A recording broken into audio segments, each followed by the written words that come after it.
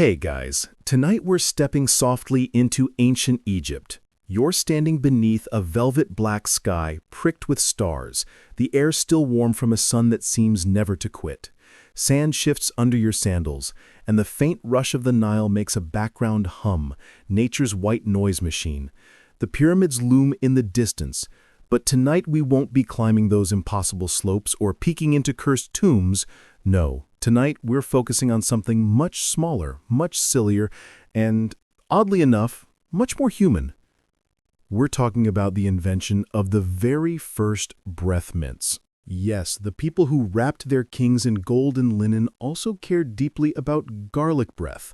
You probably won't survive this desert heat without a water bottle, let alone fit in with the locals, but at least you'll know their secret trick to smelling socially acceptable. So, before you get comfortable, take a moment to like the video and subscribe, but only if you genuinely enjoy what I do here. And hey, drop your location and the time where you're watching, whether it's midnight in Minnesota or early morning in Mumbai. Now, dim the lights, maybe turn on a fan for that soft background hum, and let's ease into tonight's journey together. You walk slowly along a dusty path that edges the riverbank. The smell of mud and reeds mixes with something spicier, cinnamon perhaps, though it feels out of place in the middle of a marsh. Ancient Egypt is a land of paradoxes. Stone tombs that will outlast empires, and yet daily worries that feel oddly modern. Picture a fisherman hauling in Nile perch. He's sweaty, his teeth not exactly dentist-approved, and when he goes to greet a priest, there's a social hurdle. No one likes the smell of fish breath, not even in 1500 BCE. This is why the Egyptians, masters of perfumes, oils, and incense, also dabbled in little nuggets of sweetness designed to mask the less glamorous realities of human existence. Historians still argue whether these concoctions should be called medicine, candy, or pure social armor. But either way, they tell you something important. Fresh breath mattered. Think about it. These were people obsessed with order, balance, and harmony. They painted their gods in symmetrical poses, aligned pyramids with the stars, and even organized their daily routines around the steady flooding of the Nile. Against that backdrop, bad breath wasn't just a nuisance, it was a disruption of cosmic balance. Imagine leaning in to whisper a prayer to Osiris, only to gag halfway through because your mouth smelled like old onions. Not very sacred. The mainstream fact you can lean on here is simple. Egyptian texts from as early as the Middle Kingdom mention mixtures of honey and herbs for freshening the mouth. That's your evidence of early breath mints. But here's the quirky tidbit. One recipe supposedly included frankincense and cinnamon bound together with honey rolled into small pellets, basically the world's first Tic Tacs, except stickier. And here's your debate phrase for the night. Historians still argue whether these pellets were chewed daily, reserved for ritual, or used mostly as a cure for bad breath linked to stomach ailments. After all, Egyptian medicine liked to blur the lines between what we'd call practical and magical. Picture yourself now inside a modest mud brick home, lanterns flickering, the smell of stewed lentils hanging heavy in the air. A mother kneads dough for tomorrow's bread, her children squabbling over who gets the corner seat near the fire. And on the shelf in the corner, a tiny jar of sticky spheres. They're not snacks for kids, they're carefully rolled breath mints meant for father when he goes to the temple tomorrow. Practical, yes, but also a little ceremonial. You take one, cautiously. It's gritty, uneven, and tastes strange. Sweet, yes, thanks to honey. Spicy too. Cinnamon, if you're lucky enough to afford it, though more often it might be a local herb. And faintly smoky, because resins like frankincense don't exactly dissolve cleanly in your mouth. Modern gum might win on flavor, but these little nuggets were doing their job 4,000 years ago. And here's your first joke tonight. Imagine an ancient Egyptian chewing away awkwardly, trying to impress someone at a banquet when a resin chunk gets stuck between his teeth. Ancient problem? No floss. Modern solution? Still no one carries floss. The Nile drifts by, crocodiles lurking just beneath the surface. Somewhere upriver, traders are bringing cinnamon all the way from South Asia, proof that people will go to extraordinary lengths to not smell like yesterday's dinner. The world is wide, the desert's endless, and yet in the palm of your hand sits a tiny ball of honey and spice, a symbol of how deeply people have always cared about the small comforts. You close your eyes. The scent of incense wafts from a nearby temple, mingling with the minty spice aroma of those ancient pellets. Your breath feels fresher already, though it's probably just your imagination. Still, in the middle of a land obsessed with eternity, it's funny how much detail was lavished on something as fleeting as a single exhale. You're still lingering on the riverbank, but the night has deepened and the stars look sharper now, like someone polished the sky while you weren't looking. As you stroll toward the bustle of a nearby settlement, you start to notice how much emphasis people here place on presentation. Robes pressed as neatly as linen can allow, wigs carefully scented with oils, and, most importantly for our journey tonight, a rather invisible detail, their breath. You might think, really? Breath? Wasn't survival more pressing than smelling nice? But that's exactly where you'd be mistaken. For Egyptians, daily survival and spiritual survival were intertwined. To them, cleanliness and good smells weren't luxuries, they were moral duties, little markers of respect toward others and the gods. Step into a temple precinct and you'll see. Priests wash multiple times a day, shave their entire bodies to maintain ritual purity, and burn incense constantly. You're expected to bring offerings, bow deeply, and yes, speak your prayers. Imagine doing that while reeking of yesterday's onions and beer. Awkward. The mainstream historical fact here, Egyptian etiquette demanded freshness. In fact, in some inscriptions, sweet breath is described as a sign of favor from the gods themselves. It wasn't just about social life, it was practically a divine endorsement. Now, picture yourself wandering into the courtyard of a temple in Thebes. Torches flicker, priests glide about in white linen, and incense coils upward like silk ribbons into the sky. Everyone is speaking softly, reverently, and there you are, edging into the crowd. Someone turns to greet you. You can almost feel the tension because if your breath smells like last night's fish stew, you've ruined the atmosphere. Imagine walking into a yoga class today while holding a bag of fried onions. Same vibe. So you see, fresh breath wasn't just an afterthought, it was a requirement for ritual space, much like removing your shoes before entering certain sacred places today. The Egyptians, with their meticulous obsession for order, what they called ma'at, extended it to their mouths. Harmony had to flow from your words, your gestures, and, apparently, your exhalations. Here's your quirky tidbit. Some records suggest that Egyptians even considered bad breath a symptom of disharmony in the soul. Not just a dental problem, but a cosmic imbalance. So chewing one of those sticky pellets wasn't only about courtesy, it might have been about aligning yourself with the universe.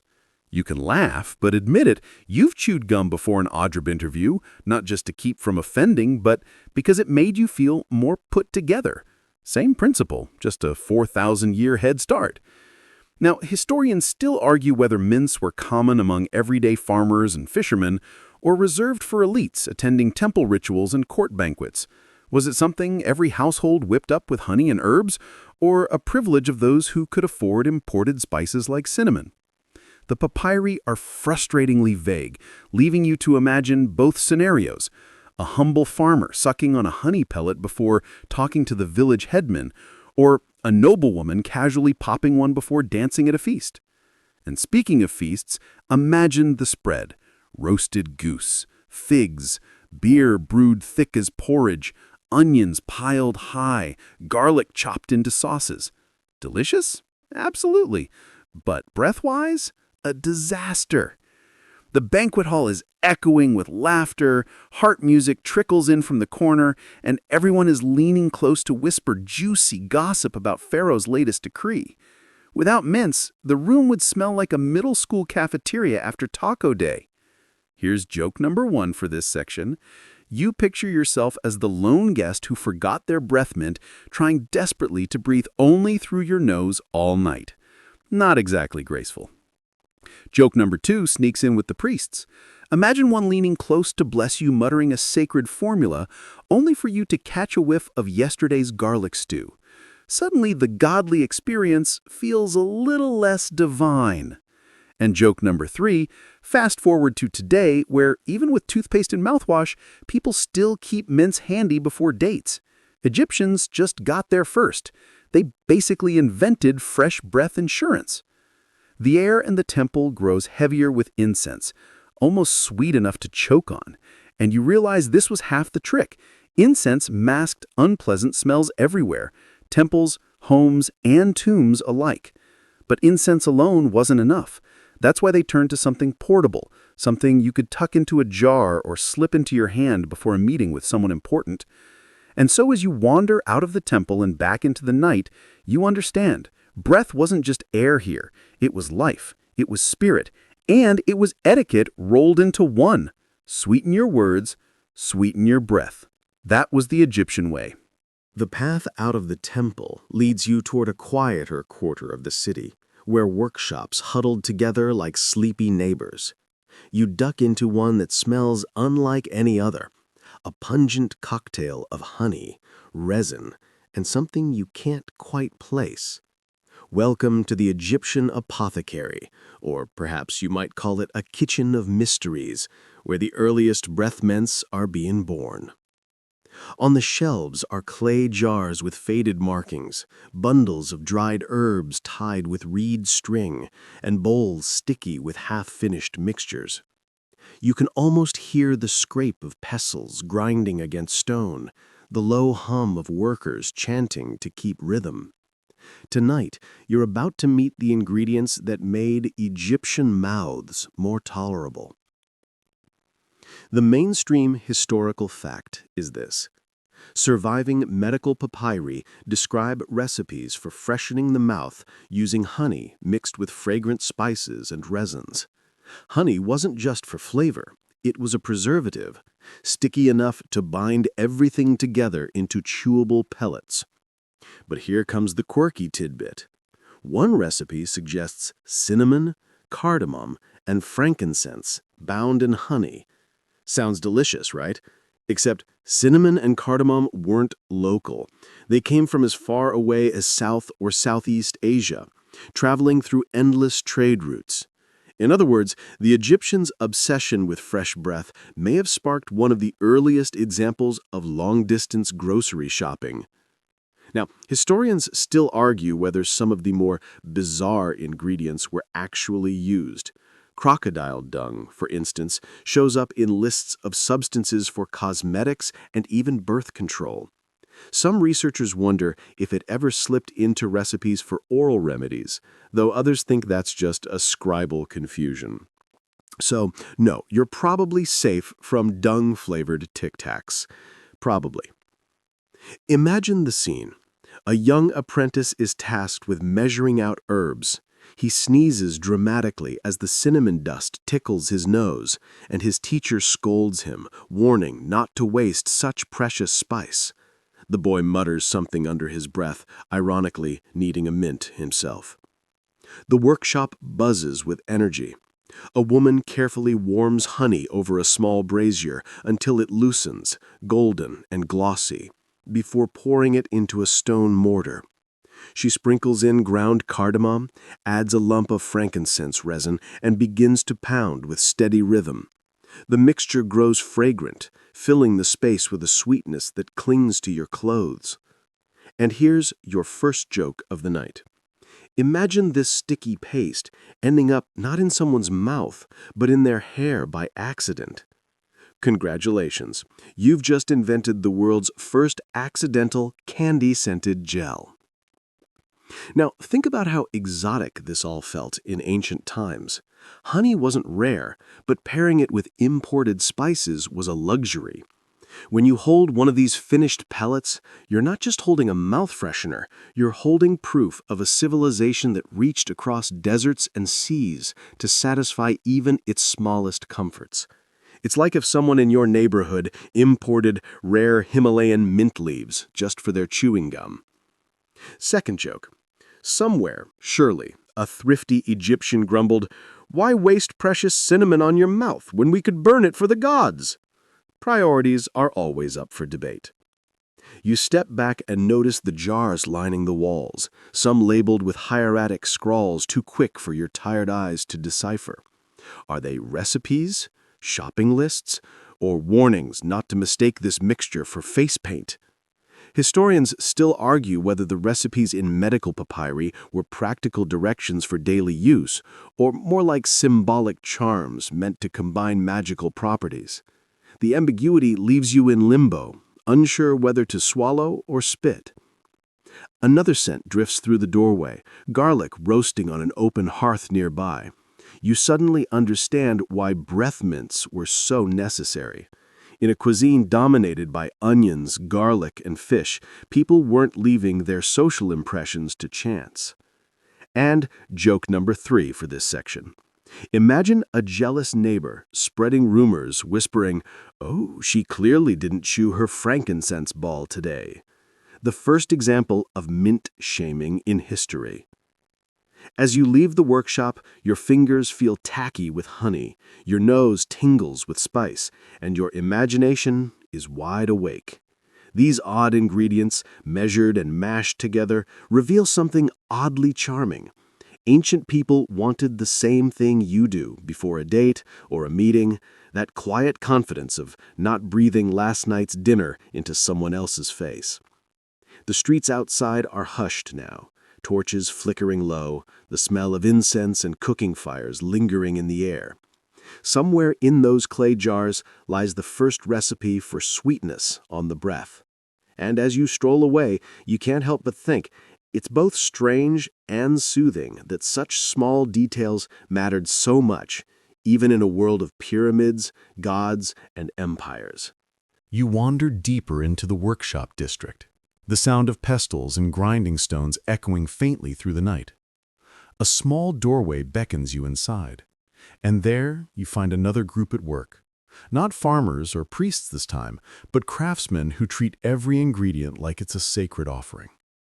The room is warm, filled with the dull thud of tools, and a faint shimmer of candlelight glints off jars of resin. Here, you finally see how those peculiar Egyptian breath mints were actually made. On a broad stone slab lies a neat pile of ingredients: lumps of frankincense resin, small sticks of cinnamon, sprigs of mint-like herbs, and a jar of golden honey that catches the light like captured sunlight. A man kneels with a heavy pestle, grinding spices into fine powder. The motion is slow and deliberate, like kneading dough, and you realize that half the battle was simply patience. The mainstream fact here? Egyptian workshops relied on grinding stones and mortars to break down herbs and resins, often the same tools used for cosmetics and medicines. There wasn't a special breath mint machine, just the timeless pairing of stone and muscle. The quirky tidbit? Some records suggest that frankincense was so tough it needed to be softened with wine or warmed over coals before pounding. You imagine the craftsman sipping a little on the side. Quality control, of course.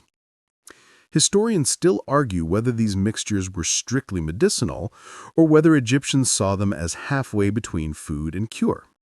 Some papyri call them remedies for foul breath, while others list them under ritual offerings, suggesting that chewing them may have been a way to honor the gods as well as freshen the mouth.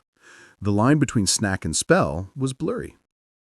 Watch now as the honey is poured slowly into the stone bowl. It pools thick and sticky, clinging stubbornly to the sides. Powdered cinnamon is sprinkled in, dark flecks vanishing into gold. The craftsman stirs with a wooden stick, then switches to his hands, kneading the mixture like clay. You can almost feel it stretching and tugging at his fingers. Sweet, but resistant, the way modern caramel sticks to your teeth. And here's your first joke. Picture the poor apprentice stuck with the cleanup job, scraping hardened honey off the stone slab at the end of the day. World's first dishwasher and still no tips. The air is heavy with spice. It clings to your clothes, sneaks into your lungs, and makes your stomach growl. But no one's eating these little nuggets just yet. They need to be shaped. A line of apprentices begins rolling the sticky mixture into rough spheres, some large, some small, depending on the batch. They're not uniform like your neatly pressed modern candies. Each one is unique, a bit lopsided, almost charming in its imperfection. Second joke of the night? Imagine buying a bag of these at a marketplace, only to find that half are marble-sized, while the others look like squashed pancakes. Ancient Egyptian fun size, whether you wanted it or not. As the pellets dry on clay trays, you notice how carefully they're handled. They're set in rows, not unlike an army on parade, each ball destined for a mouth, a prayer, or perhaps a noble banquet. The longer they sit, the firmer they become, honey crystallizing just enough to keep them solid. But here's a curious thought. Did people actually chew these, or were they more like lozenges to suck slowly? Historians still argue over this detail, pointing out that resins don't exactly taste delightful when bitten into. Maybe Egyptians simply let the sweetness melt gradually, a slow release of honey and spice, as they whispered their words into sacred halls. Third joke of the night? Imagine someone getting impatient, biting down hard, and suddenly realizing they've just chipped a tooth on a resin chunk. Congratulations, you now need the world's first dentist. The workshop falls quiet as the trays are set aside, the mixture ready to harden overnight. Outside, the desert air cools, carrying the smell of honey and spice into the streets. Children peer in curious, but kept at bay. The pellets aren't for them, not yet. They belong to adults with rituals to uphold and reputations to maintain. You step outside, brushing sticky dust off your hands, and the sound of the Nile drifts back into your ears. Somewhere, in a small jar tucked onto a shelf, lies a batch of fresh breath mints cooling in the night. Tomorrow, they'll be tucked into pouches, carried into temples, and popped discreetly before greetings. And as you walk away, you realize something simple yet oddly profound. No matter how grand the empire, sometimes the real magic lies in the tiny details. The rhythm of grinding stones, the sheen of honey in lamplight, and the quiet care poured into a single ball of sweetness. The trays of sticky pellets have hardened by morning, and the workshop smells faintly of spice and smoke as the city stirs to life. You drift along the street, following the faint clatter of footsteps and voices, until you find yourself at a courtyard where people sit cross-legged, rolling tiny balls between their palms. The process seems almost meditative, like making bread rolls or prayer beads. This is the next stage, the pill-rolling sessions. Honey and spice mixtures that were ground and kneaded last night are now portioned out, pinched into clumps, and rolled smooth. Each one is laid carefully on reed mats to finish drying under the desert sun. The mainstream historical fact here is straightforward. Egyptians shaped many of their medicinal and cosmetic preparations into pills or pellets, sometimes sealing them in little packets or jars. The habit of rolling medicine into swallowable or chewable balls goes back thousands of years. It wasn't invented by modern pharmacies. And here's the quirky tidbit. Some scholars suggest that the Egyptians deliberately rolled these mints into round shapes to mirror the perfection of the sun disk. After all, roundness carried symbolic weight here. Wholeness, eternity, the cycle of Ra's daily journey across the sky. So, even a humble breath mint might echo cosmic symbolism. Still, historians argue whether these mints were more uniform in elite households or if everyday folks made them haphazardly. Would a queen's mint ball look neat and polished, while a fisherman's looked like a sticky pebble? The evidence is slim, leaving room for you to picture both ends of the spectrum.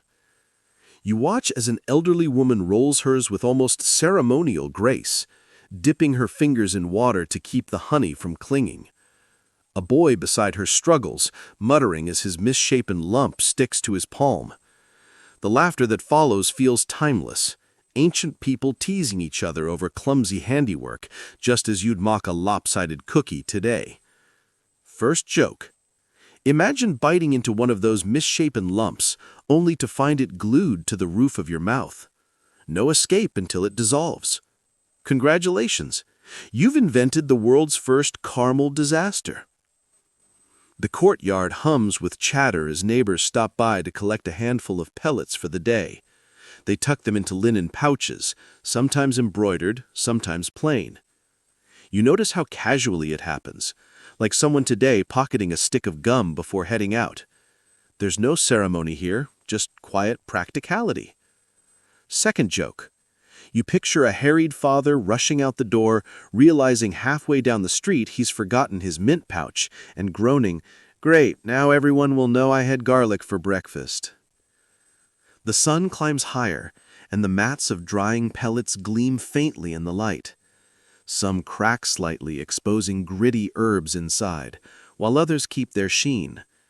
Children eye them with curiosity, but adults shoo them away. These are not candy, they insist. Still, you can imagine a few kids sneaking a taste when no one's looking. And here's the third joke. One mischievous boy pops a pellet into his mouth, expecting sweetness, only to spit it out seconds later, sputtering at the overpowering resin flavor. Lesson learned: don't steal medicine disguised as candy.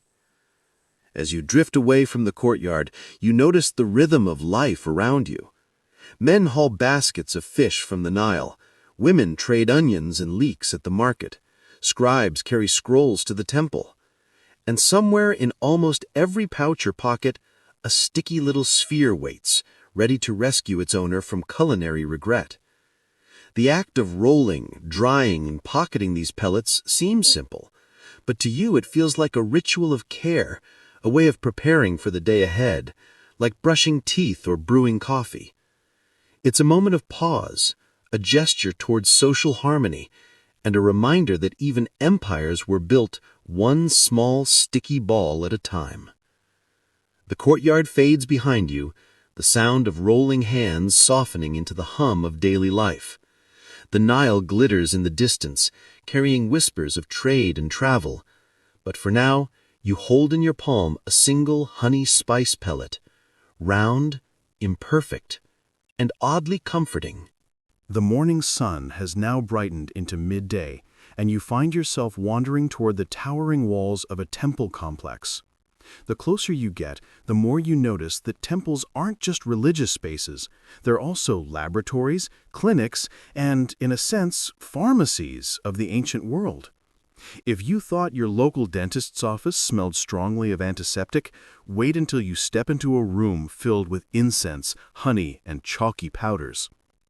Inside, priests glide about in spotless white linen, their heads shaved smooth, their bodies washed several times a day in sacred pools.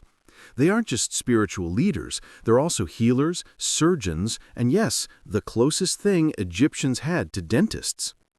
It's here you see the curious overlap, a priest chanting prayers while also handing out pellets for bad breath. Imagine your modern dentist reciting hymns while polishing your teeth. The mainstream historical fact is clear. In ancient Egypt, medical practice was closely tied to temple life. Priests studied medical papyri, memorized recipes, and dispensed remedies that blended science and magic. Dentistry was part of this world, with treatments ranging from drilling abscesses to prescribing mouth rinses made of natron and herbs. But here's the quirky tidbit. One ancient papyrus suggests using ground donkey hooves mixed with honey as a dental cure. Whether that was effective or just symbolic, you can only guess, but you probably wouldn't want to test it on your molars. And now the scholarly debate. Historians still argue whether priests genuinely understood the medical benefits of their remedies, or whether these treatments were seen mainly as charms backed by divine power. Was honey chosen because it's antibacterial, or because it was considered a sacred food of the gods? Probably both. You pause to watch a priest at work. He leans over a patient who looks distinctly uncomfortable, holding his jaw with one hand and groaning softly. The priest murmurs a prayer to Thoth, patron of wisdom, while smearing a paste of herbs and honey onto a cloth. The patient bites down, grimacing, while the priest assures him this will sweeten the mouth.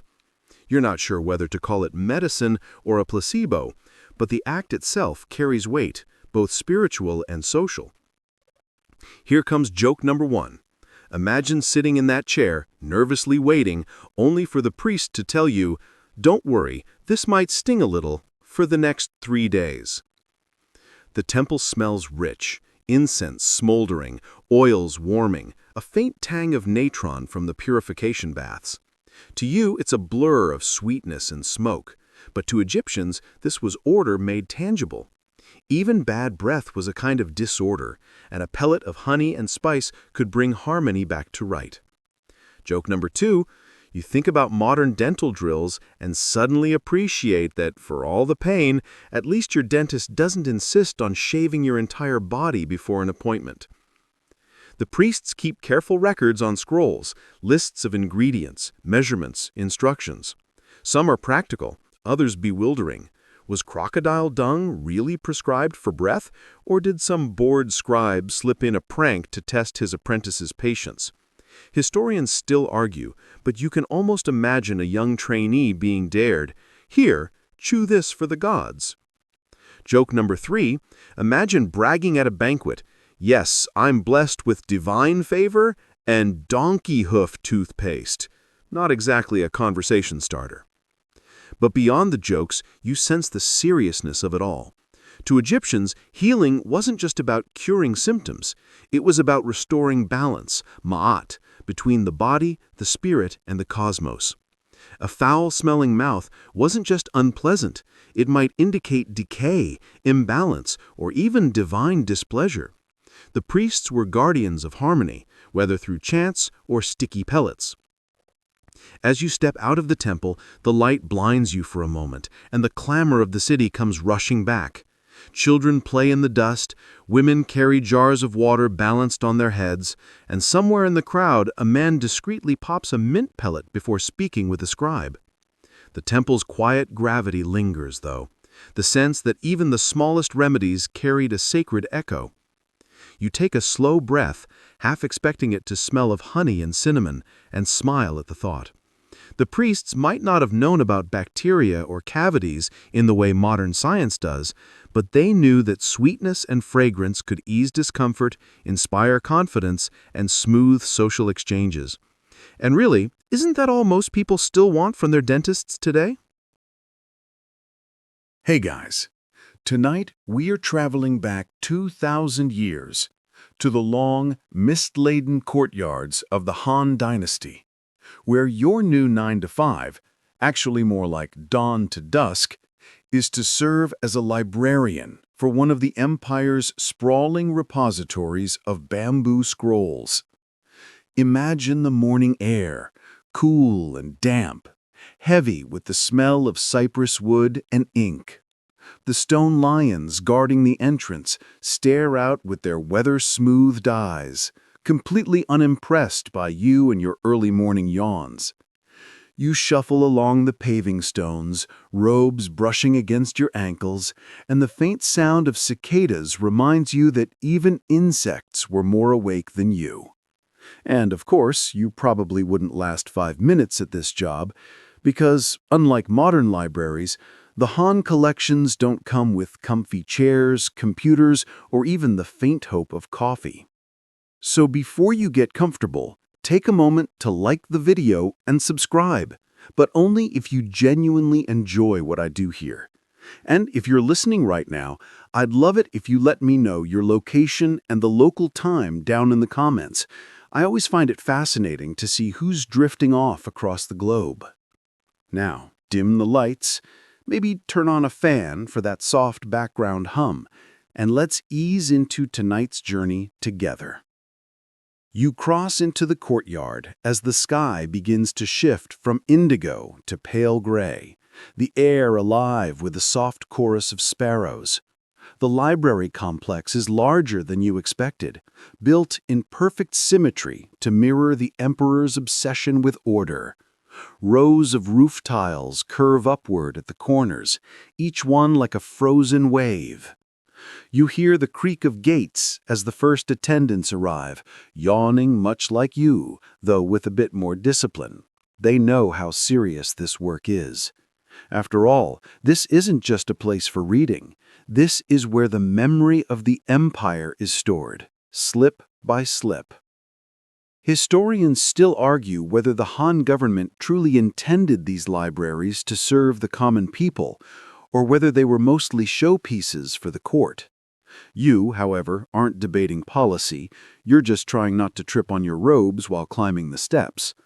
A senior scribe eyes you with suspicion, as though you've brought the dust of the outside world into this sacred place. And dust, in fact, is enemy number one here. Dust, mold, and the occasional cricket who decided to snack on bamboo fibers. Inside the courtyard, the morning routine unfolds like clockwork. The incense burners are being lit at the entrance. Their thin spirals of smoke drift upward, mixing with the dew and catching shafts of weak sunlight. Someone mutters about how the last storm loosened a few tiles, and if they fall onto the shelves again, the scrolls will be ruined. It's a constant balancing act, preserving thousands of fragile slips in a building never quite dry enough to keep rot away. You walk across flagstones worn smooth by centuries of scholars' feet. One stone in particular dips so deeply it collects rainwater, which becomes a tiny mirror to the heavens. You notice it every morning, but you still catch yourself pausing to see your reflection, a sleepy, underpaid librarian staring back. Well, not exactly paid in silver, more like in grain rations and occasional respect. The empire doesn't value you like it values soldiers or tax collectors, but here you are, shouldering the weight of knowledge itself. A faint clang echoes from somewhere beyond the wall. That would be the bell that signals dawn's official arrival. You were expected to be inside before it tolls a second time, or else your supervisor, whose eyebrows alone could cut bamboo, will write your name into a ledger you very much don't want to appear in. You hurry past the guardian lions, noting the way their stone teeth glisten with dew, as if they had just finished an early morning breakfast of careless apprentices. As you push open the heavy wooden doors, the smell hits you first. Ink, dust, and cedar shelves, mingling into a fragrance both musty and oddly soothing. It's like the smell of old books in a modern library, only sharper, as though the bamboo itself is whispering. The scrolls are locked away for now. Your task in this first hour is not glamorous. You sweep the courtyard walkway with a straw broom, then wipe condensation off the entry tables. Yes, you studied for years to learn how to read complex characters, and yet here you are, starting your day with janitorial chores. Scholars may argue about Confucian ethics, but dust does not sweep itself. And speaking of Confucius, you can almost imagine him shaking his head at you. He would probably say, "Do not complain about menial tasks," or at least, "do not complain so loudly." One of your fellow librarians cracks a joke about how Confucius never had to mop water off scroll racks. Everyone chuckles softly. It's the only humor allowed before tea. The light grows stronger. You adjust your robes, tie your hair with a strip of cloth, and prepare to face the day's endless scrolls. A sparrow hops inside the entryway, pecks at a stray grain of rice, and then decides this is not the place for birds after all. Lucky creature, you think, as it escapes into the sky. The empire beyond these walls is buzzing with merchants, soldiers, and farmers. But here, inside this courtyard, time feels slower, more deliberate. Each step you take echoes as if carved into the record of history itself. It's only the first hour of your shift, and already your feet ache. But that's what it means to be a librarian of the Han. You are not just caring for scrolls, you're caring for civilization's memory. And that responsibility, heavy though it feels, wraps around you like the morning mist. The doors groan as you slide them open, revealing rows of dark chambers where the scrolls sleep in their lacquered chests. These are not rooms you can just wander into casually. Each one is sealed with knots tied in silk cords because a slip of bamboo might be worth more than a chest of coins. You shuffle in, brushing past the cool stone walls, and the air changes immediately. Drier, colder, and carrying the faint metallic tang of ink mixed with cedar oil. You reach for a bronze key ring that jingles softly like wind chimes. Each key belongs to a different chest, and no one is foolish enough to forget which is which. Your supervisor once told you that opening the wrong storeroom was like mixing up a royal decree with a recipe for fish sauce. Embarrassing and possibly career-ending. So you pause, squinting at the scratched characters on the tags before selecting the right one. Historians still argue whether these collections were ever fully catalogued, or whether the sheer volume of bamboo slips made complete order impossible. Judging by the mountain of chests before you, you're inclined to believe the latter. Every chest contains thousands of slips, tied in bundles, each bundle whispering of farming records, poems, legal codes, or medical recipes.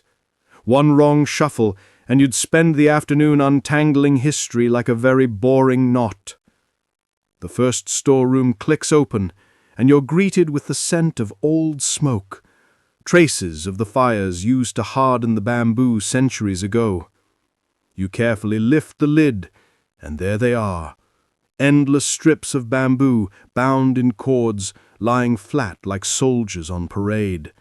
Each strip is no thicker than a finger, carved with tight, neat characters that curve slightly where the knife pressed too hard. You pick one up, feel its smoothness, and marvel that this tiny sliver holds laws powerful enough to determine life or death. Of course, that gravitas fades quickly when you notice the mildew creeping in at the corners. Librarians spend half their lives waging war on mold. Goose feather dusters, sunlight carefully angled through windows, cedar shavings packed between the chests. Yet still the spores return, stubborn as tax collectors. You mutter a complaint, though quietly, since your voice echoes through the room like an accidental gong. One of your colleagues, already inside, is kneeling before another chest, muttering curses at a bundle whose silk cord has frayed. He looks up, sighs and jokes that if the empire collapses, it will be because a slip about chicken-raising schedules disintegrated before anyone copied it. You laugh, but softly. Joking about collapse is the kind of humor best confined to locked rooms. The morning sun filters through a tiny window cut high in the wall, painting a strip of gold across the floor. Dust motes dance in the beam like drunken scholars at a festival. You take a moment to watch them, allowing your mind to wander. What if one day, centuries from now, people stare at fragments of your handwriting and debate whether you really knew what you were doing? The thought is equal parts amusing and horrifying.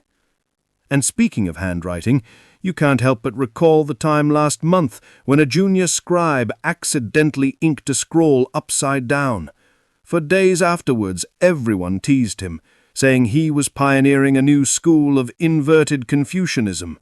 He didn't laugh, but you still smile whenever the memory sneaks back in. You continue opening the chests one by one. The cords are stiff, sometimes sticky with resin. Your fingers ache from tugging, but the ritual has a rhythm that's almost meditative. Pull cord, lift lid, check for pests, check for dampness, close lid, move on. Over and over until your body forgets it's even working. Perhaps that's why librarians last so long at this job. The monotony itself is strangely soothing. And yet, every so often, you stumble upon something unexpected. Today, It's a bundle labeled with characters you don't immediately recognize. You set it aside, making a mental note to ask a senior colleague. For all you know, it could be an obscure military manual or just someone's shopping list for more incense. Scholars still debate how many lost classics were hidden away in collections like these, never studied because no one recognized them in time. You sigh, because the idea that history might slip through your fingers while you dust shelves feels unfairly poetic. The floor creaks as you move deeper into the chamber. In the far corner, you hear a tiny scuttling noise. Mouse. You freeze, heart skipping, then see it dart across a gap in the wall.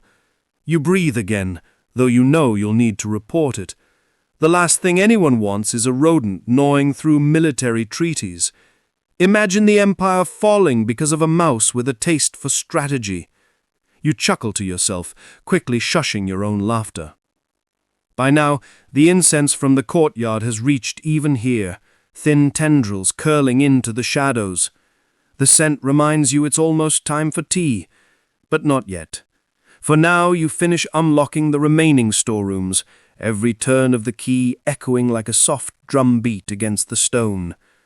When the last lid closes, you rub your stiff fingers together, ink-stained and sore. The rooms are open, the scrolls safe, and the day's great unraveling of words can finally begin. You step back into the hallway, blinking against the sudden brightness. Your robes smell faintly of cedar, dust, and just a hint of mildew.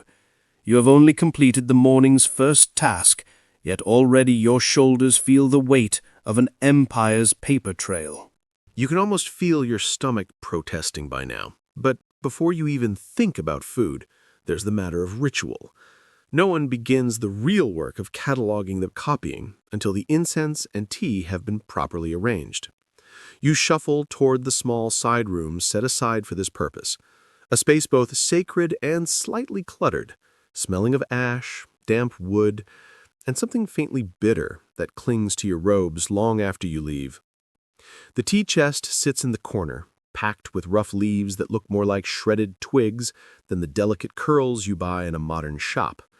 You scoop a handful into a clay pot, splash in water that's only halfway to boiling, and watch the pale green swirl rise like morning fog. It doesn't taste wonderful, more like grass steeped too long in a puddle, but it does the job.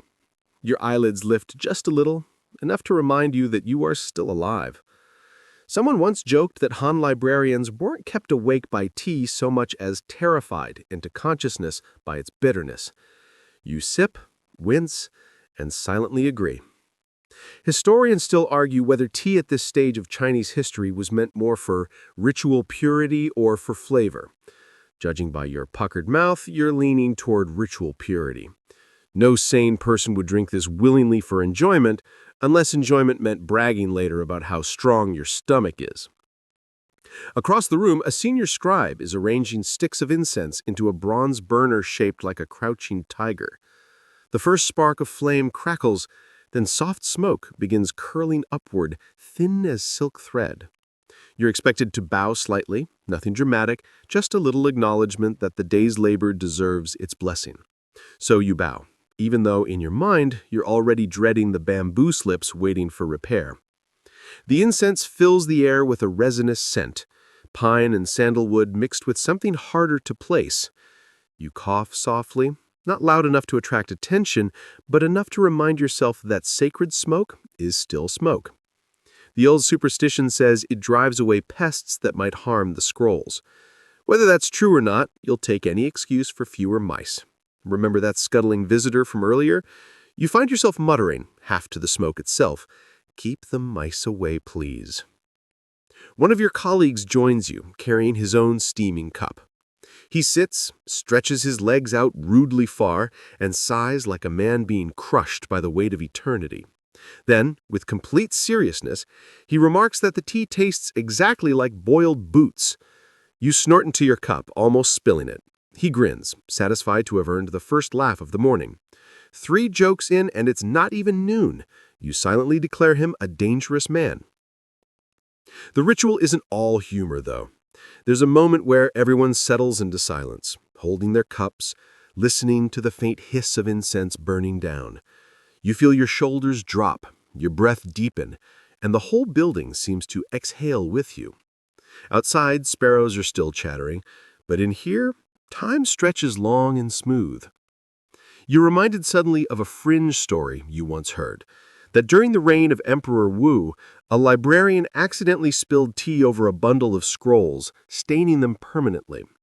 Instead of punishment, he supposedly declared it an experiment in preservation, claiming the tannins would protect the bamboo.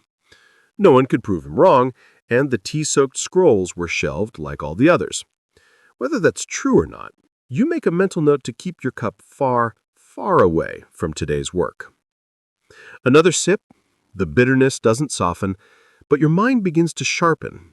The faint pounding in your temples eases. Your colleague mutters about how he'd prefer wine. You quietly agree, but add that wine would only make the characters blurred together. He grumbles that maybe blurred characters would look prettier than half the calligraphy you'll see today.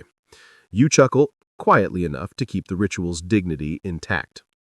When the last of the incense stick crumbles into ash, the ritual is done. No announcement, no ceremony, just the quiet acknowledgement that now the day can officially begin. You set your empty cup aside, the clay still warm against your palm, and step back into the hallway. The smoky fragrance clings to your sleeves, following you like a loyal but slightly suffocating friend. The rooms ahead are filled with unread scrolls, cracked slips, and the quiet sighs of librarians resigned to their fates. You take one last deep breath of the incense-thick air, knowing that from here it's all ink stains and sore wrists. But for just this moment, with tea bitterness still on your tongue, you feel strangely awake, strangely steady, as though you could actually make it through the mountain of bamboo waiting for you. The dust is back. It's always back. You sigh, grabbing the long-handled goose feather duster that looks more like a carnival prop than a tool of scholarship. Its white plumes tremble in the air, soft enough to tickle but firm enough to scatter layers of stubborn gray from the bamboo slips. You shake it gently over the shelves, and the dust swirls into golden beams of sunlight like tiny ghosts rising reluctantly from their graves. The trick is to move slowly. Otherwise, the dust floats right back onto the same spot, undoing your effort. You pace the aisles, feathering each chest, muttering as you go. This is not glamorous work, and yet it matters. Dust is a librarian's eternal enemy. Left unchecked, it invites mold. And mold, as you know, doesn't just ruin one scroll, it spreads like gossip in the marketplace. Historians still argue whether ancient custodians truly understood the microscopic causes of decay, or if they relied mostly on rituals and incense to banish the rot. What is clear is that they waged a daily battle with it, armed with feather dusters, cedar oil, and endless patience. You add your name to that long roster of reluctant warriors.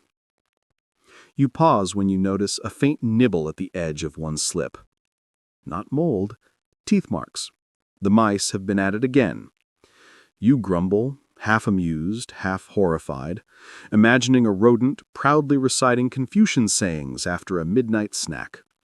You joke to yourself that if the mice ever develop literacy, you'll simply hand them the duster and retire. Nearby, a colleague sneezes loudly, sending another puff of dust into the air. You glare at him. He shrugs. This is the librarian's circle of life. Sneeze, dust, repeat. It's strangely comforting in its inevitability. You wipe your sleeve across your face and return to feathering, even slower now, savoring the hypnotic rhythm of the motion. The shelves creak as you shift bundles, sliding one aside to dust the surface beneath. Some cords fray as you lift them, silk giving way to time. You hum softly while working, the way you always do when your arms begin to tire. The tune isn't much, just a string of notes that sound like a lullaby sung through a yawn. But here, in this quiet chamber, it feels like the shelves themselves are humming back. And then you remember that peculiar tidbit. Some early libraries supposedly employed cats to deal with pests. Imagine that. Fat, dignified felines patrolling these aisles like furry supervisors. You grin, picturing a stern tabby seated at the catalog desk, pawing at misfiled slips. Whether that story is true or not, you'd welcome the help. Goose feathers do not hiss at mice. The sunlight shifts higher, making the dust sparkle like tiny stars before fading back into dullness. Your duster strokes grow slower, lazier. There's a strange peace in this repetition, as though you're erasing time itself from the shelves. Every bundle you brush clean seems to breathe easier, waiting quietly for the next hand to reach for it. By the time you finish, your arms ache, and your nose tingles with the residue of 100 tiny particles. But the shelves gleam, at least for now.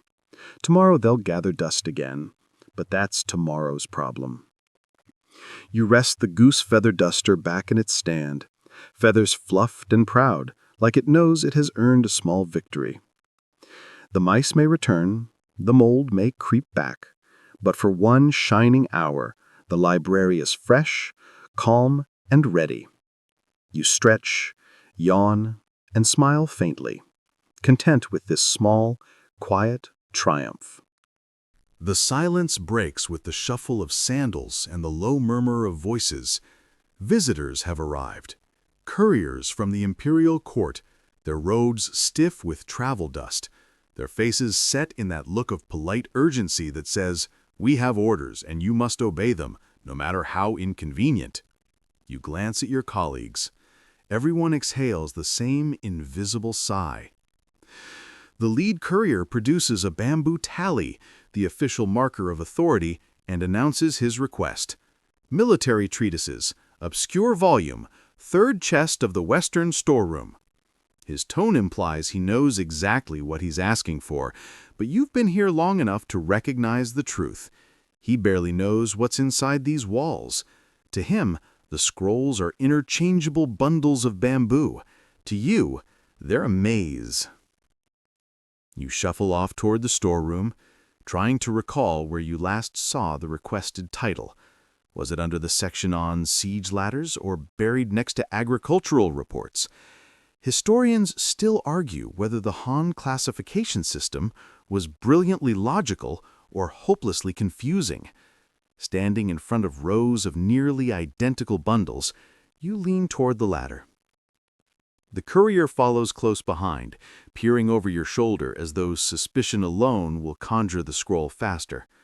You mutter, more to yourself than to him, "If the Empire depends on me finding this within the next hour, we're all in trouble." He doesn't laugh. Couriers rarely do. You rummage through chest after chest, fingers tracing chords, lips mumbling titles. At last, tucked between two unrelated works, astrological charts on one side, farming tax reports on the other, you find it. A slim bundle with characters so faded you wonder if anyone has opened it since your grandfather's time. The courier snatches it eagerly, bows, and vanishes as quickly as he arrived. No thank you, no acknowledgement of the dust still clinging to your sleeves. Another visitor steps forward. This one is less impatient, a scholar from the provinces with ink stains on his fingers and excitement in his eyes. He requests a commentary on music, some obscure section on how zithers were tuned 2 centuries ago. You raise an eyebrow, half amused. Out of all the knowledge in this building, he wants that. Still, you lead him to the shelf, dig through another chest, and hand over the bundle. He bows deeply, grateful, before shuffling off to the reading room. You can't help but like him better than the courier. And then comes the strangest request of the morning. A minor clerk insists he needs a scroll on dream interpretation, claiming it's crucial for the Emperor's astrologers. You stifle a laugh. Imagine the fate of the Empire hinging on whether someone dreamt of 3 geese instead of 4. Still, you find the scroll, its edges ragged, its text filled with cryptic notes. You pass it over, wondering silently if the stars themselves are rolling their eyes. These moments remind you that the library is not just a tomb for old words. It's alive, constantly pulled and prodded by the needs of officials, scholars, and the occasional superstitious. You are the silent hinge that connects them all, and though it can be tedious, there's a secret satisfaction in being the one person who knows exactly which dusty chest holds the answer to a question no one else can solve. The visitors leave one by one, scrolls clutched to their chests. The courtyard quiets again, though the air still hums with the faint echo of their footsteps. You return to your mat, rubbing your temples. Your day is only half done, and you already feel like you've carried the empire on your shoulders, hidden not in swords or coins, but in words inked onto bamboo. The inkstones are lined up like soldiers, black and squat, waiting for the day's first drops of water. You kneel at the low table, set out your brushes, and already your fingers twitch with the memory of yesterday's work. Copying is not glamorous. It's not even particularly comfortable, but it is the heart of your life here. And without it, the empire's memory would fade faster than dew on the tiles outside.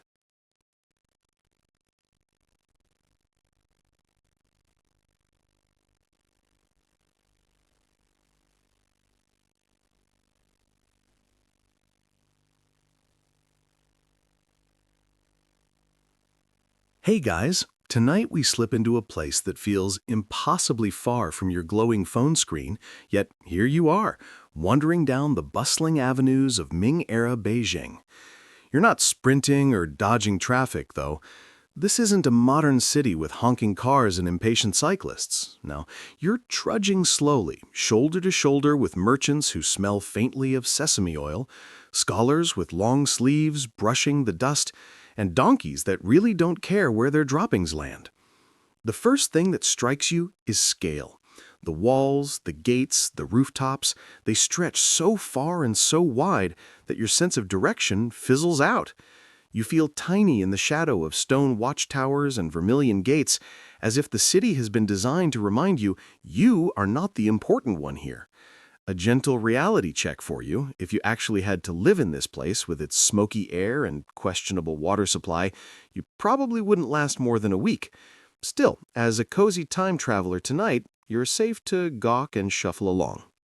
So, before you get comfortable, take a moment to like the video and subscribe, but only if you genuinely enjoy what I do here.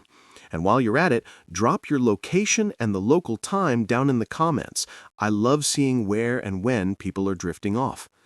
Now, dim the lights, maybe turn on a fan for that soft background hum, and let's ease into tonight's journey together.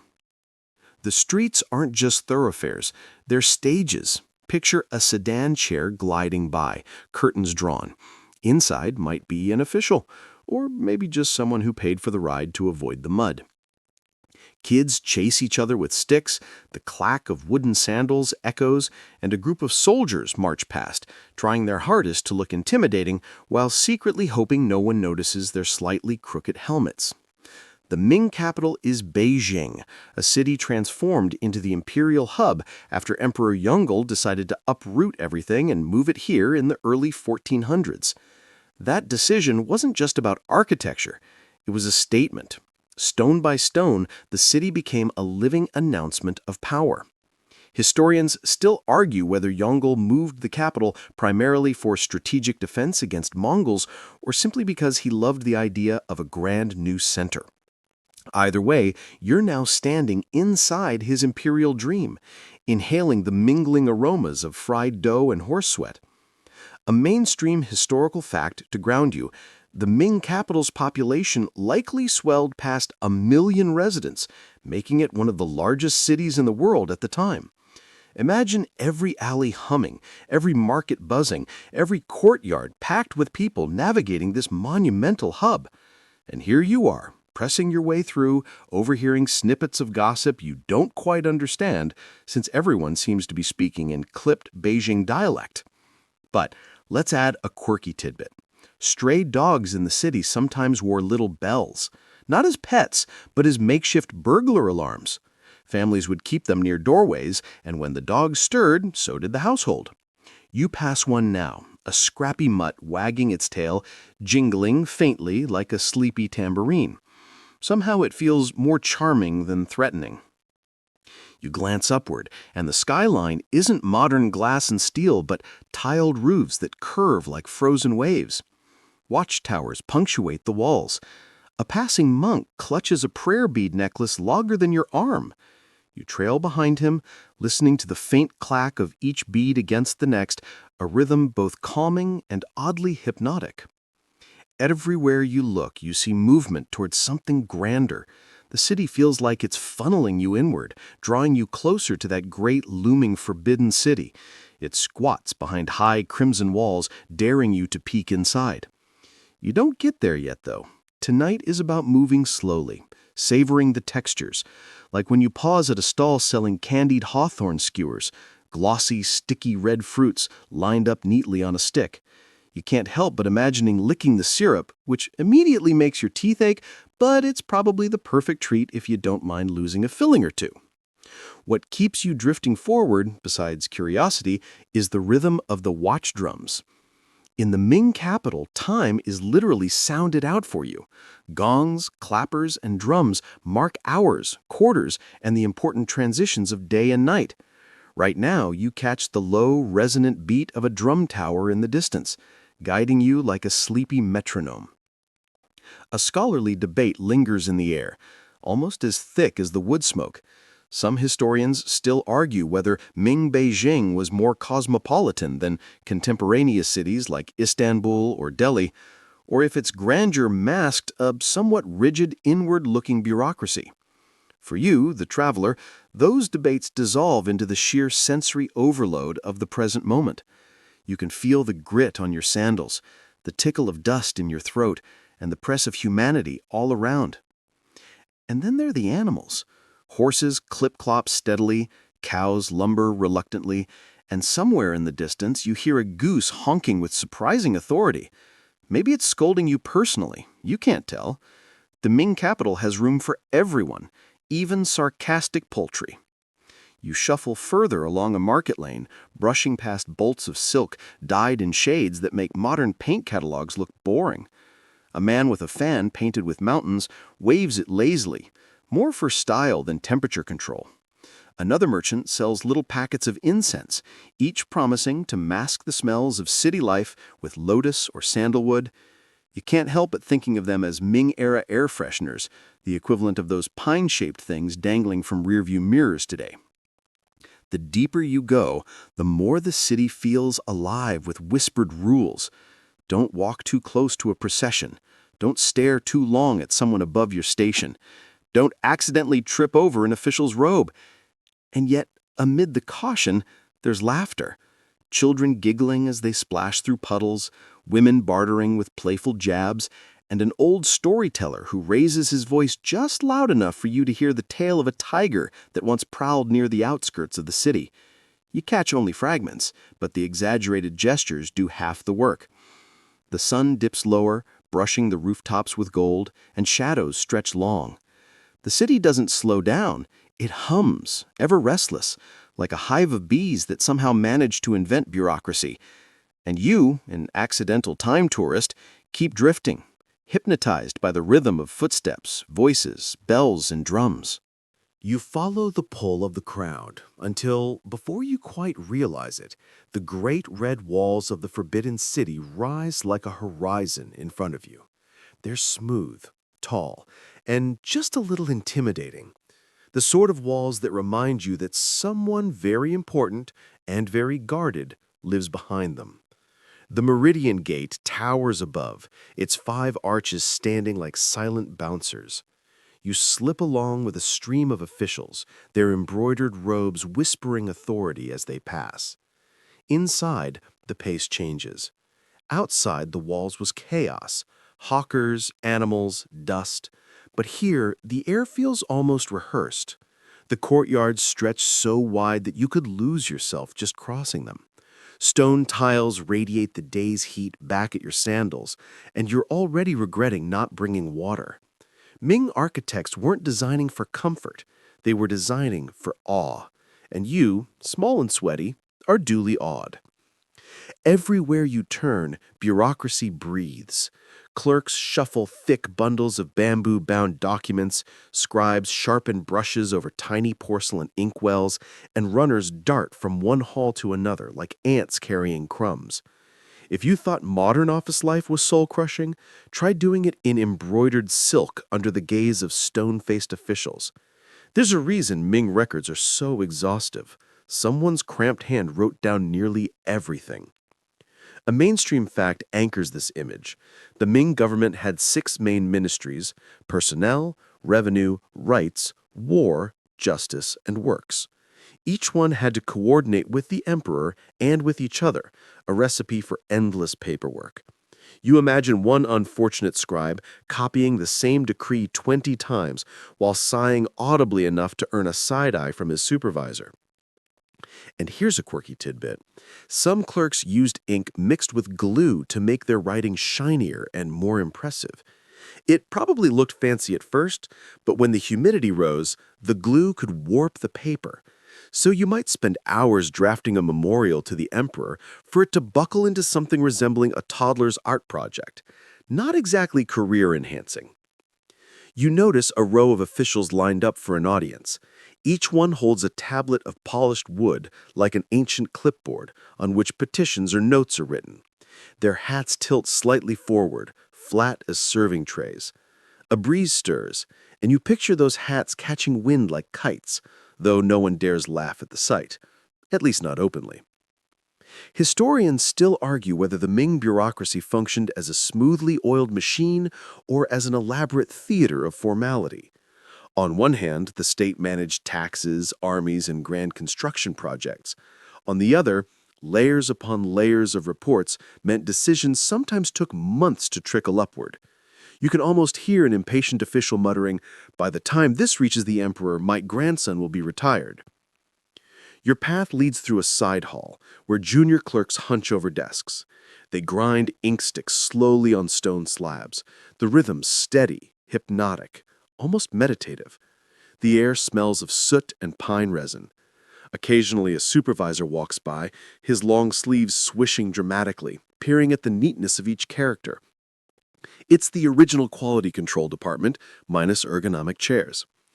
Imagine your modern office printer jamming. Now imagine your entire job depends on hand copying a 20-page edict without smudging a single brushstroke. That's the daily tension here. You lean over one clerk's shoulder and see him pause for a long sigh before carefully brushing the final stroke of the word for tax. The brush bristles fan slightly, threatening to blot, but he pulls it off, barely. The relief on his face is something universal, the same joy as hitting send without autocorrect changing your message into nonsense. Beyond the clerks, the halls grow grander. You step into the Hall of Supreme Harmony, where the emperor himself might appear. The throne sits high, framed by dragons curling in golden swirls. Today, though, no emperor, just rows of attendants rehearsing their bows, perfecting angles that would make a yoga instructor jealous. You can almost hear the unspoken rule: bow too shallow and it's disrespectful, bow too deep and you look ridiculous. One odd ritual catches your eye. Some officials carry their petitions in silk pouches embroidered with personal motifs: clouds, cranes, waves. It's the equivalent of customizing your email signature with inspirational quotes, except here it might signal family prestige or scholarly aspiration. You stifle a laugh as one particularly serious man clutches a pouch covered in turtles. Maybe he's hoping for longevity in his career, or maybe he just really likes turtles. From the far side of the courtyard, a runner scurries by with a tray of teapots, the porcelain rattling like a nervous tambourine. You realize that bureaucracy, for all its grandeur, runs on 2 essentials: tea and more tea. Without it, half the ministries would probably nap through the emperor's decrees. The pace of this world is oddly soothing for you.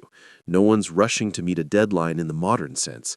Instead, everything unfolds with ceremony, as if time itself has to pass through layers of brush and seal before moving forward. Even the act of sealing documents is a performance. Red wax, heavy stamps, the thump of authority pressed into paper. You find yourself drifting along with the rhythm, lulled by the repetitive scratch of brushes, the measured footsteps, and the echo of drums faintly outside the walls. Somewhere nearby, an official clears his throat with exaggerated dignity, as though preparing to recite something world-shaking. But when he finally speaks, it's just a reminder about the allocation of firewood. Bureaucracy Ming style. By the time you step back into the sunlight of another vast courtyard, you realize hours could pass here without anything dramatic happening. And yet, in the quiet repetition, there is a strange comfort. The empire keeps humming forward on ink, paper, and patience. You might not survive the humidity or the workload, but for now, as a drowsy guest, you're content to watch the scrolls pile higher. You drift deeper into the palace, where the atmosphere shifts again. The courtyards of bustling clerks fade behind you, and now you find yourself among hushed corridors draped with latticed screens and silken curtains. The air feels heavier, not because of dust, but because of secrets. This is the domain of the eunuchs, the curious and powerful figures who stand in that liminal space between servants and shadow rulers. They move quietly, their embroidered slippers brushing stone, their long robes gliding without a wrinkle. Some carry ledgers, others keys, and a few simply stand motionless, like statues that occasionally blink. You can tell right away, these are not men you'd want to accidentally spill tea on. The role of eunuchs in Ming politics is one of history's enduring puzzles. Mainstream fact first. Eunuchs served as personal attendants to the emperor and his household, managing access to the inner court. They weren't just minor servants. At their height, they wielded power over finances, military logistics, and even foreign diplomacy. Some became so influential that they rivaled the authority of top ministers. You picture yourself trailing one now. He carries a stack of scrolls bound in crimson ribbon. Each step is measured, as though he knows someone's always watching. You half expect him to turn around and say, "Why are you following me?" But instead he just slides through another carved doorway, disappearing into the web of chambers. Here's the quirky tidbit. Eunuchs often developed secret codes and signals among themselves. Some historians suggest they had hand gestures or subtle ways of passing information, like a raised eyebrow or a folded sleeve. You pause by a corner and swear you just saw two of them exchange the kind of look that says, "Meet me by the incense burner. I've got news." You lean in, pretending to study the wall painting of a dragon, while your ears perk up at the faintest whispers. Historians still argue whether the eunuchs truly protected the emperor's interests, or whether they manipulated him for their own gain. To you, walking these hallways, it feels like both could be true at once. They are guardians, yes, but also gatekeepers, filtering who gets close to the throne. It's the original version of who's in the group chat and who's left out. The deeper you wander, the stranger the details. Rooms are lined with cabinets filled with ledgers, grain inventories, silk rolls, tax receipts, even lists of palace lanterns. Somewhere in that mess, eunuchs kept a running account of how many chickens were consumed in a month. You peek over one ledger, pages upon pages of chickens, tallied neatly. It's bureaucracy blended with poultry obsession. And yet the eunuchs weren't just clerks. They often became patrons of the arts, collectors of curiosities, even explorers of strange technologies. Some kept private gardens where they raised rare plants, or sponsored theatrical troupes to perform behind closed walls. Imagine binge-watching your favorite show, but instead of Netflix, it's a traveling opera company you personally bankroll. One eunuch glides past carrying a tray of tiny porcelain cups, steam curling upward. You can almost smell the earthy tea leaves. Another adjusts a lantern, tilting it just enough to cast a softer glow on the mural of cranes overhead. Their world is one of details, every curtain folded precisely, every mat aligned to perfection. It makes you oddly self-conscious about your own socks back home, probably mismatched again. The palace corridors are a labyrinth, and you soon realize that's the point. They're designed so never outsiders know where they truly are. You catch faint echoes of music, plucked strings and low flutes, but when you follow, the sound vanishes, replaced by murmured conversations and the rustle of robes. There's a tale you overhear, whispered by two attendants. They speak of a eunuch who once rose so high that he commanded fleets, issuing orders to generals. Some believe these powerful figures steered the empire's destiny more than emperors themselves. Others dismiss it as rumor inflated over centuries. Either way, you can feel the weight of their presence, like shadows clinging to the edges of every carved pillar. You pause at a doorway framed with dragons, peering into a chamber filled with scroll racks. A young eunuch carefully unrolls a decree, his lips moving silently as he rehearses its contents. The brushwork glistens with red ink, the emperor's seal stamped at the bottom like a fiery sun. The eunuch rolls it back up, tucks it under his arm, and vanishes into the night's shadows. For you, a drowsy traveler, it's almost lulling. The constant shuffling of slippers, the faint echoes of whispers, the occasional clink of porcelain, everything blurs into a rhythm. You could fall asleep right here against a cold stone column, dreaming of embroidered robes and sealed scrolls. But the corridor pulls you onward, as though it promises there's always another secret around the next bend. And somewhere, in the distance, beyond even the eunuch's reach, lies the throne itself. But before you get there, you'll need to pass through yet more layers of scholars, rituals, and endless ink. You shuffle onward, and the quiet whispers of the eunuchs give way to a different sound entirely. The scratch of brushes, the murmur of debate, and the occasional sharp sniff of disapproval. You've wandered into the domain of the scholar officials, those Confucian-trained men who run the empire with one hand on their teacups and the other on their scrolls. The room is lined with low tables scattered with brushes, inkstones, and folded robes. Scholars sit cross-legged or kneel stiffly, their long sleeves pooling like puddles on the floor. You perch nearby, half invisible, watching as they argue in the most polite way possible.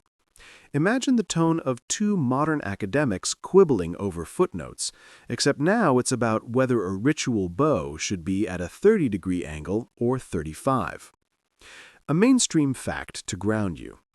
Scholar officials in the Ming Dynasty were products of the imperial examination system. They had clawed their way through endless hours of memorizing Confucian classics, passing one grueling exam after another, until finally, miraculously, they could sit here debating the allocation of rice tax. These are the men who kept the bureaucratic machine oiled, though perhaps not always efficiently. One scholar clears his throat and quotes a Confucian line about benevolence, which sounds noble enough, though you notice his neighbor rolling his eyes discreetly. Another fiddles with a brush, twirling it between his fingers like a fidget spinner. They all pretend to listen intently, but you get the sense some are daydreaming about dinner. It's reassuring. Bureaucratic meetings haven't changed much in 600 years. Here's the quirky tidbit. Officials often sprinkled powdered tea into their ink water to keep their brushes supple and fragrant. You picture your average office worker today accidentally dunking a tea bag into the printer, and somehow it feels just as absurd. You lean closer, and yes, that faint aroma of tea lingers in the ink strokes as the characters dry glossy and neat. Historians still argue whether the Confucian scholar class genuinely guided imperial policy or simply repeated well-worn doctrines while the eunuchs pulled the real strings. As you watch them nod and mumble, "Indeed," in practiced tones, you suspect the truth lies somewhere between noble ideals and sheer survival. After all, it's safer to praise benevolence in theory than to risk offending someone with real power. The debate continues. One man insists the rice shipments should be redirected to famine-stricken provinces, while another worries about angering tax-paying landlords. Their voices rise slightly, but only in the way that a breeze raises leaves, never too loud, never too brash. You imagine them in a heated argument, but the heat is tepid at best, like lukewarm soup. The tea, though, that's where the real passion lies. Silver pots circulate among the scholars, porcelain cups clink gently, and steam curls lazily. Each sip is followed by a moment of contemplation, as though enlightenment might emerge with the right brew. A few men even tap their fingers lightly on the table, an ancient gesture of thanks to the tea pourer. You can't help but smile. It's basically the polite version of a thumbs-up emoji. The air here feels both serious and soporific. You imagine nodding off while one official drones about the moral decay of farmers who failed to bow properly during harvest festivals. The scholar next to you quietly adjusts his hat, pulling it down just enough to hide the fact that his eyelids are drooping. Somewhere in the back, a young assistant busily copies down every word, his brush racing to keep up. Poor guy. He'll spend hours tonight reviewing smudged notes about how many strings of cash equal a sack of grain. His cramped fingers twitch slightly, as though begging for mercy. You almost want to hand him an ergonomic keyboard. Outside the chamber, faint sunlight filters through lattice windows, striping the floor with golden rectangles. Dust motes float lazily, adding an unintentional air of philosophy to the scene. You half expect someone to wax poetic about the dust of the ages settling upon the scrolls. Instead, one scholar sneezes loudly, startling everyone. The rhythm of this world is hypnotic. Brushstrokes, murmurs, sips of tea, sighs of resignation. It's the kind of atmosphere where decisions are technically made, but time seems to stand still. You feel yourself swaying, caught between the scent of tea ink and the gentle drone of Confucian aphorisms. Then, just as you think nothing will change, a scholar at the far end stands abruptly. He bows to the group, declares his disagreement in formal, flowery language, and storms out. Well, storms in the scholarly sense, meaning he walks slightly faster than usual. The others watch, eyebrows raised, then calmly resume their tea. Drama, Ming style. And as you drift toward the doorway, you realize this scene could repeat itself endlessly. Scholars debating, tea brewing, brushes scratching.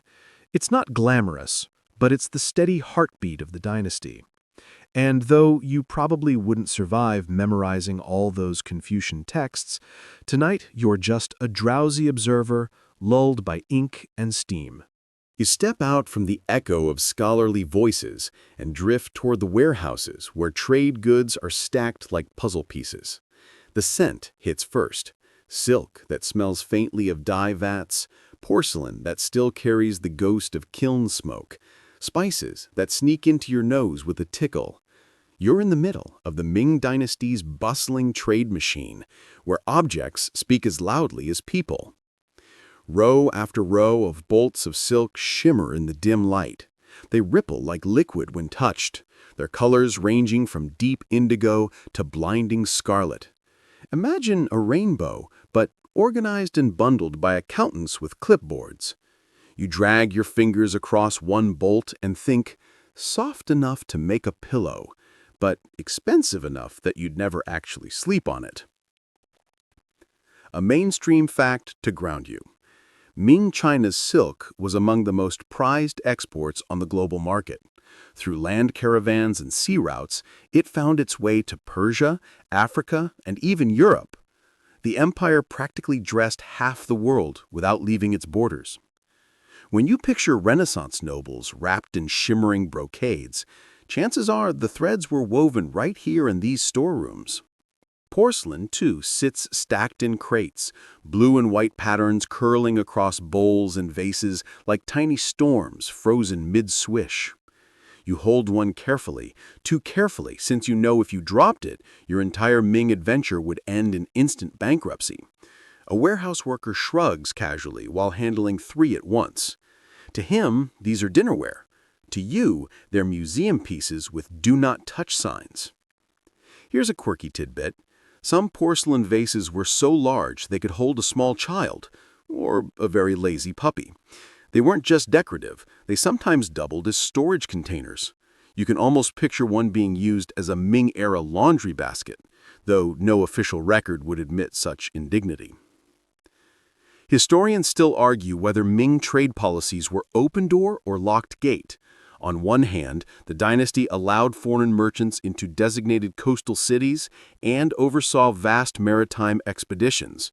On the other, it often restricted private trade and controlled exports tightly. To you, wandering among silk and porcelain, the answer feels like both, abundance and control in one breath. You move closer to a group of workers carefully wrapping porcelain in straw mats, their fingers quick, their rhythm practiced. Each bundle is loaded onto wooden carts bound for distant markets. The squeak of cartwheels mixes with the rustle of silk and the faint clink of pottery. It's a soundscape as steady as rainfall, oddly soothing if you let yourself listen. Then a scene that makes you smile. Two merchants squabble over a shipment of silk. Their argument escalates until one dramatically flaps a bolt of fabric at the other, sending a cloud of dust into the air. Neither wins, but the dust settles on both their hats, leaving them equally ridiculous. Bureaucracy belongs to scholars, but comedy belongs to warehouses. Nearby, spices and tea leaves wait in tightly sealed baskets.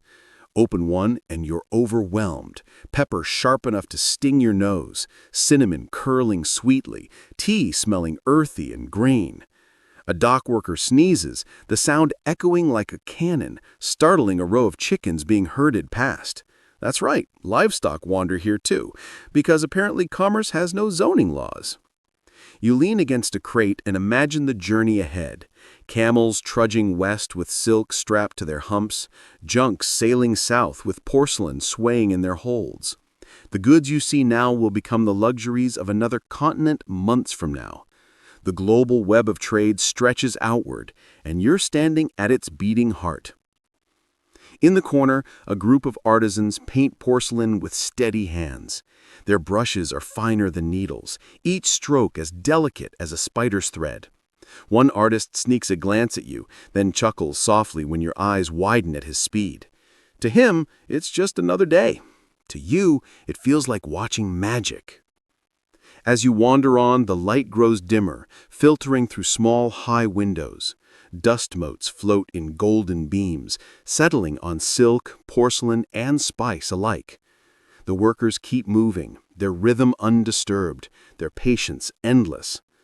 You realize this is the unglamorous engine of empire, not thrones or temples, but warehouses filled with fabrics, bowls, and spices, quietly making their way to the world.